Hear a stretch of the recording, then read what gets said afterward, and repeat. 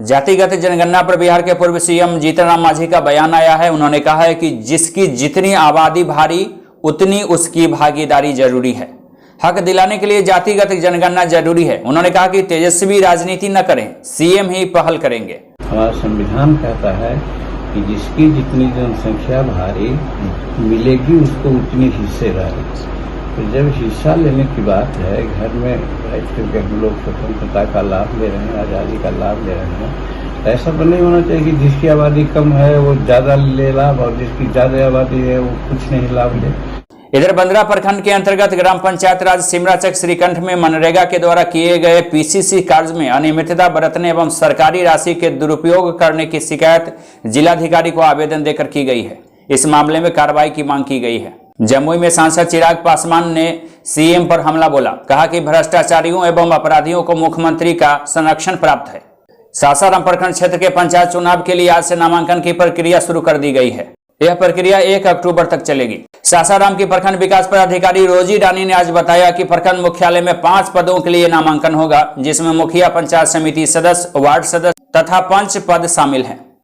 ऐसा मानिए कि दुनिया के 7 अजूबा के बाद यह 8वां अजूबा है। समस्तीपुर एवं मुजफ्फरपुर जिले के बॉर्डर स्थल के गांव के लोगों का एकमात्र हाट बाजार पड़ोसी एवं नदी पार दरभंगा जिले के रतनपुरा हाट है और इस गांव के लोगों को 1 किलो नमक के लिए, जिसकी कीमत मात्र 10 रुपए है, इसके लिए 20 रुपए चुकानी पड़ती है।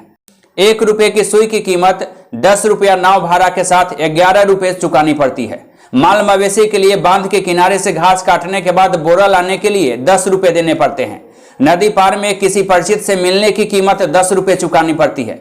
एक तरफ से नदी पार का भाड़ा 5 रुपया देना पड़ता है, जबकि दूसरी तरफ से भी नदी पार का भाड़ा 5 रुपए है। यदि घर पर कोई व्यक्ति हाट बाजार में सामान के लिए आया और कुछ भूल जाए तो घर जाकर कंफर्म करने के लिए भी उसे 10 रुपए चुकाने पड़ते हैं। और इन तमाम परेशानियों की एकमात्र वजह है बागमती नदी के सरैया रतनपुरा घाट पर पुल का नहीं बनना। और यह मांग आज से नहीं, कई सालों पहले से है। पिछले 5 सालों से समाज सेवा और क्षेत्र विकास की जरूरत महसूस करने वाले पंचायती राज के प्रतिनिधियों को इन दिनों इलाके के विकास और लोगों के सेवा भाव ज्यादा समझ में आ रहे हैं। लोगों को देखभाल करने एवं योजना कार्यों की पूर्णता के खानापूर्ति के प्रयास में बंदरा एवं गायघाट प्रखंड क्षेत्र के विभिन्न हिस्सों में इन दिनों बैक डेट में विभिन्न योजना कार्यों को पूरा किया जा रहा है। इस बात को लेकर ज्यादातर ग्रामीणों में ऐसे चालाक जनप्रतिनिधि के प्रति नाराजगी का भाव उभरने लगा है। इधर नुनफाड़ा पंचायत में मनरेगा के कार्यों में बिना काम कराए लाखों के फर्जीवाड़ा करने की शिकायत उप विकास आयुक्त को आवेदन देकर की गई है। इस मामले में शिकायतकर्ता ने आवश्यक जांच एवं कार्रवाई की मांग की है। पंडित दीनदयाल उपाध्याय की जयंती पर भारतीय जनता पार्टी बंदरा मंडल के द्वारा शक्ति केंद्र रामपुर दयाल में एक बैठक का आयोजन किया गया, जिसमें उनके तैल चित्र पर माल्यार्पण किया गया। तदुपरांत वक्ताओं ने श्री उपाध्याय के जीवन वृत्तों पर विस्तार से प्रकाश डाला। मुजफ्फरपुर में उप विकास आयुक्त आशुतोष द्विवेदी द्वारा फिट इंडिया का शपथ दिलाया गया। यहां उपस्थित सभी अधिकारी एवं प्रतिभागियों ने राष्ट्रगान गाकर एवं नारा लगाकर आजादी के अमृत महोत्सव कार्यक्रम को महसूस किया।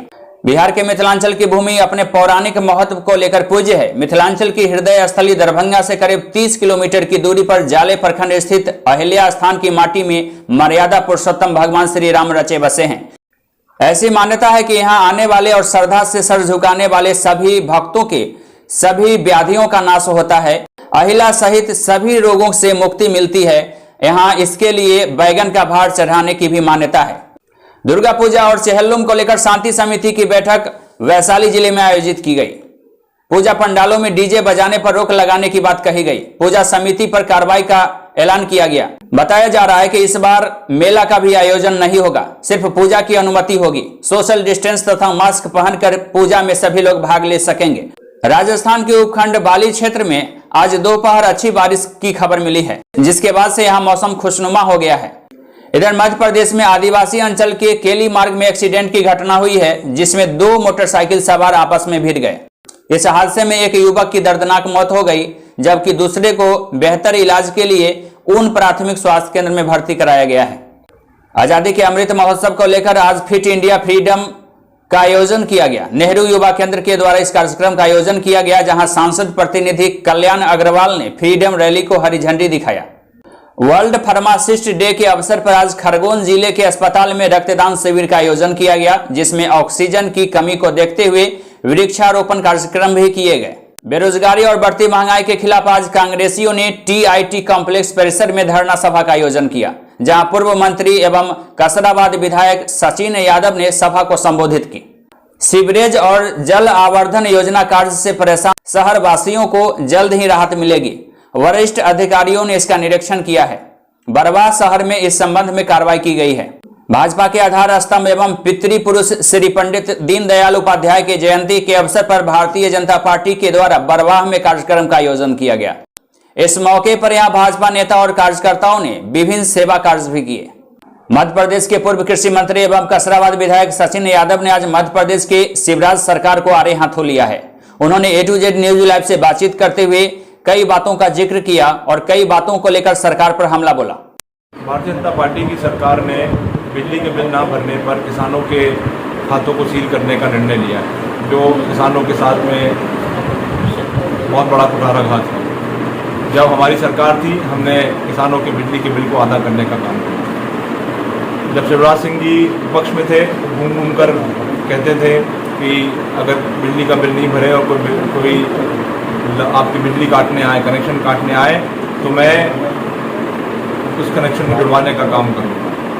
जब से भारतीय जनता पार्टी की सरकार बनी है, किसानों को किसी प्रकार का कोई राहत आज दिनांक तक नहीं मिला।